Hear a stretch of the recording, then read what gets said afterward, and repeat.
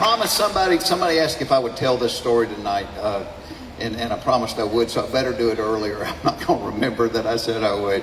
Kind of getting to that age. Several years ago, I live in Atlanta, Georgia, and one night I was hosting a benefit for the Children's Hospital there. Well, at the end of the evening, this couple came walking up to me, and the man said, "Hey, I bet you done heard every redneck thing." And I'm thinking, well, I've heard a million of them, but I love talking to people. I do. I said, no, go ahead.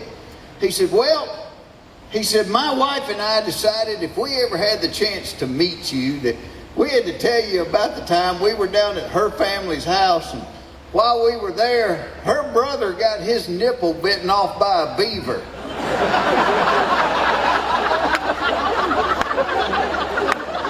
I said, you have my attention.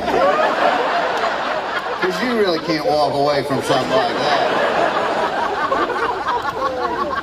And of course, you have to say, how did that happen? Well, they were happy to explain it. Apparently, his brother-in-law and a buddy were driving down the road in their truck, and a beaver ran out in the road, and they accidentally hit it. Well, the beaver went down into the ditch on the side of the road, and they decided they were going down in the ditch to find this thing because they wanted to take it to the taxidermist. Because we all know how pretty they look on a Thanksgiving table just holding that turkey up. You know? So he said his brother-in-law went down the ditch, he found the beaver, he picked it up by the tail, and he said, look at it. It ain't cut up or bloody or nothing. Well, apparently, nothing is the word that brings a beaver back to consciousness. And at that point, the animal lurched out and bit his nipple off. Didn't bite it, bit it off. O-F-F, off. That is a new kind of hurt right there.